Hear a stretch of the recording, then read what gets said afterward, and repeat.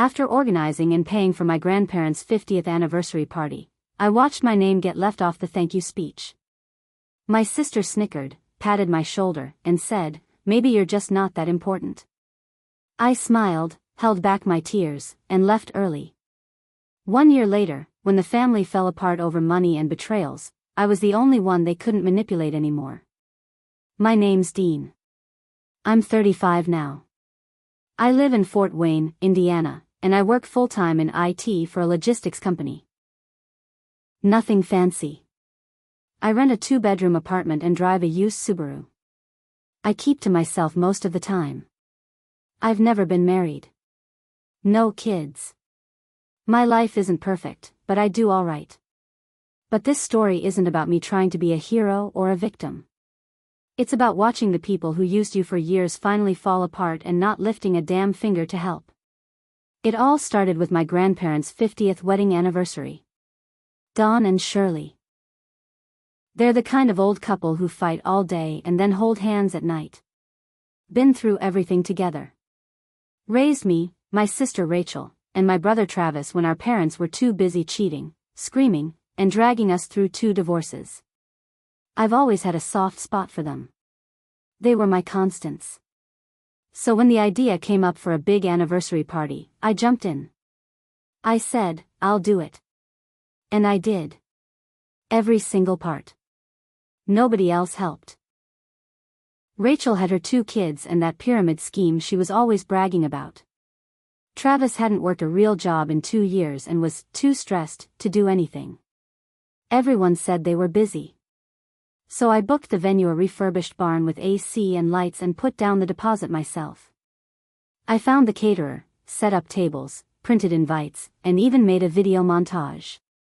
I went through old VHS tapes and digitized them at home after work.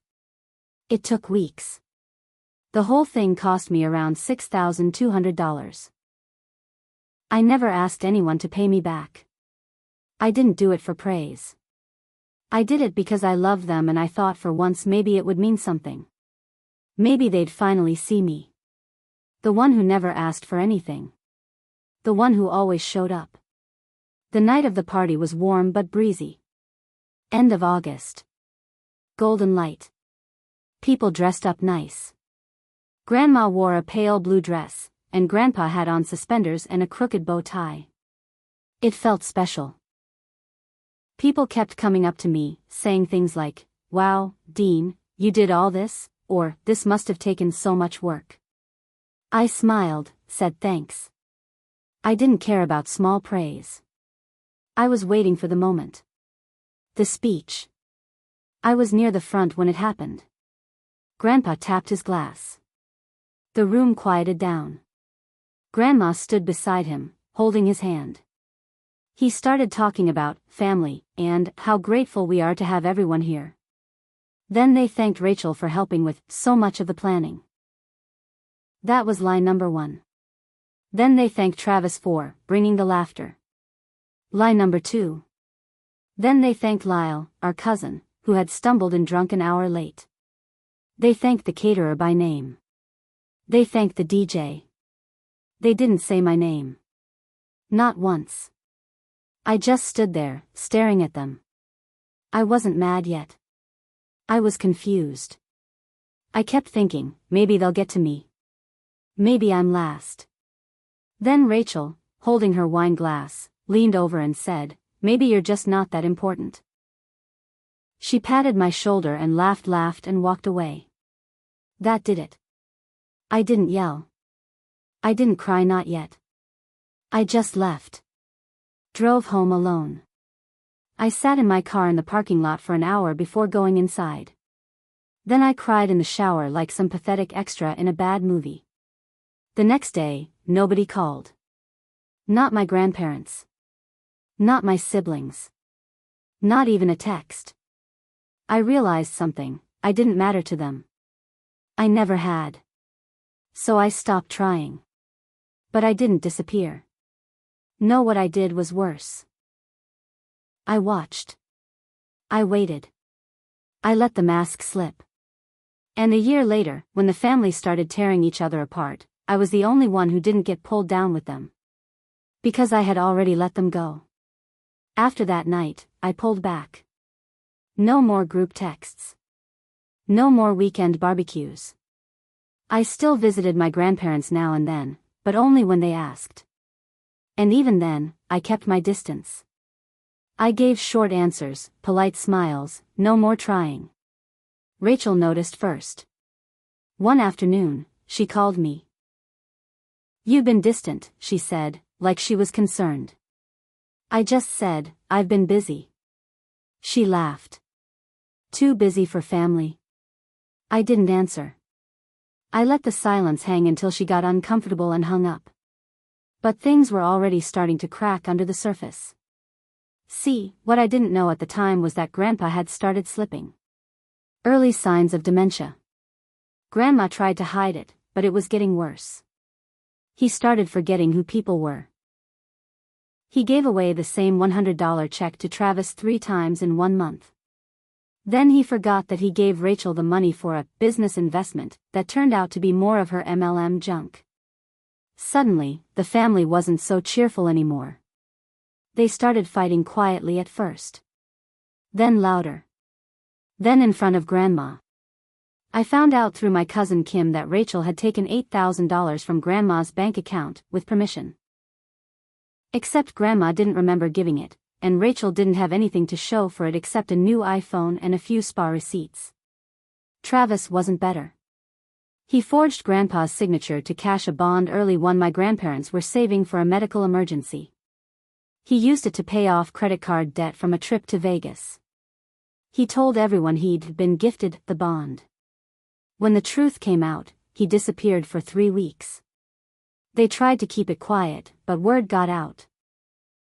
And the thing is, Grandpa started remembering just enough to be confused and paranoid. He accused Rachel of stealing. He accused Travis of lying. He kept calling me by his own son's name, my dead Uncle Rick, but every time I visited, he calmed down. Sat still. Ate his food. They called me a stabilizer. Rachel tried to pull me back in. "I know we've had our differences," she said, like she hadn't humiliated me at the party. "But we really need you. Grandma and Grandpa need you." I said. They didn't even remember I planned their party. Her face went pale. Then she said something I'll never forget. "God, Dean, are you still mad about that? Grow up." That was it. That was the last time I let her speak to me like that. From that day on, I started keeping records. I helped Grandma set up an online banking alert. I printed statements for her and explained them line by line. I showed her the charges she didn't make.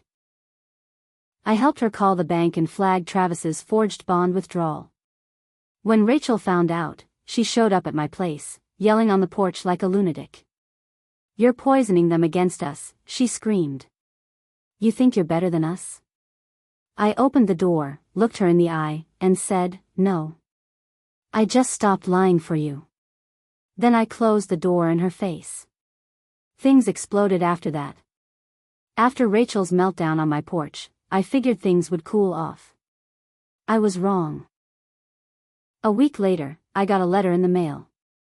It was from a lawyer. Rachel and Travis had somehow convinced Grandma to sign over medical power of attorney while Grandpa was still mentally slipping. They claimed it was just in case something happened, but what it really meant was they could make medical and financial decisions without running them by anyone. And somehow, I hadn't even been mentioned. I called Grandma, asked her if she understood what she signed. She got quiet. "I think so." Rachel said it was just paperwork for the doctor's office. I didn't read all of it. Of course she didn't. She trusted them. I lost sleep for a week. I didn't know what to do. Then I remembered something. Years ago, Grandpa had added me as a joint account holder on one of his older bank accounts. It wasn't used much anymore, mostly for savings. I checked it online. It still had just over $17,000 in it. I hadn't touched it in years. And Rachel and Travis hadn't found it yet. So I printed everything. Every withdrawal. Every untouched month. I drove straight to a local elder law attorney and asked what my options were. I brought the printouts. I brought the signed bond papers. I brought a copy of Grandma's bank activity, with Rachel's and Travis's names all over it. The attorney looked at me and said, "Do you want to fight this quietly or publicly?" I said, "Let them burn." 3 weeks later, court paperwork was filed. It forced a review of the power of attorney. Grandma was called in with a court-appointed advocate. Grandpa was evaluated by an independent specialist. The bond forgery? It went on the record. Rachel and Travis were furious. They claimed I was manipulating our grandparents. They tried to drag my name through the mud. But here's the twist they didn't see coming. Grandpa on one of his clearer days stood up in court and said, "Dean's the only one who never asked me for anything." Just like that, everything changed. The power of attorney was revoked. A third-party conservator was appointed for both grandparents. The bank accounts were frozen. Rachel cried in court. Travis walked out halfway through the hearing. I didn't smile. I didn't gloat. I just sat there, staring at the people who made me feel like I was nothing and watched them lose everything they thought they were owed. But it wasn't over yet. Because when people like Rachel lose power, they don't go away quietly. After the court hearing, things went silent. For the first time in a long time, there were no group texts, no invites, no guilt-tripping phone calls. Rachel stopped posting her family first photos online. Travis deleted most of his socials. The family split into camps. People either sided with me or them. But I didn't care about sides anymore. I'd done what needed to be done. I protected my grandparents. I exposed the truth. I thought that was enough. It wasn't. One night, around 6 months later, I got a call from the nursing facility where Grandpa had been moved. He'd fallen, hit his head. He wasn't doing well. I rushed there. He didn't recognize me. He stared past me the whole time, mumbling about fishing with his brother, who died in the 90s. I sat with him for hours, holding his hand, saying nothing. When he finally fell asleep, I stepped outside and saw Rachel in the parking lot. She looked like hell. Hair a mess, eyes red. She was smoking something she'd quit 10 years ago. "You happy now?" she snapped. "No," I said. "Not even a little." She walked closer. "You think this is justice? You destroyed everything." I stared at her. "You did that. You and Travis. I just refused to lie for you." She threw her cigarette on the ground. "You think you're some moral hero? You wanted revenge just as bad as we wanted money. The only difference is you got yours." She wasn't wrong. That hit harder than I expected. When Grandpa passed 2 days later, only 10 people showed up to the funeral. Rachel sat in the back. Travis didn't come. Grandma didn't say much. She looked lost, like a part of her had shut down. After the service, the will was read. It had been updated 6 months earlier after the court case. The lawyer read it aloud, room quiet as a tomb. Rachel and Travis? Removed. I didn't get money either. Instead, the bulk of the estate house, savings, possessions was put into a trust for a local church and nursing home charity. Grandpa's decision. His last one, probably. I was given one thing, a handwritten letter. It said, "Dean, I never said thank you for the party. I should have. You were always the quiet one. I thought you didn't care if we noticed. I see now I was wrong. I know what you did for us. I know it cost you more than money. I'm sorry for not protecting you sooner. I hope one day, you can forgive all of us. Love, Grandpa." I cried reading it. Not loud sobbing, just quiet, bitter tears that came out slow. I kept that letter in a drawer for months. Rachel tried to reconnect later.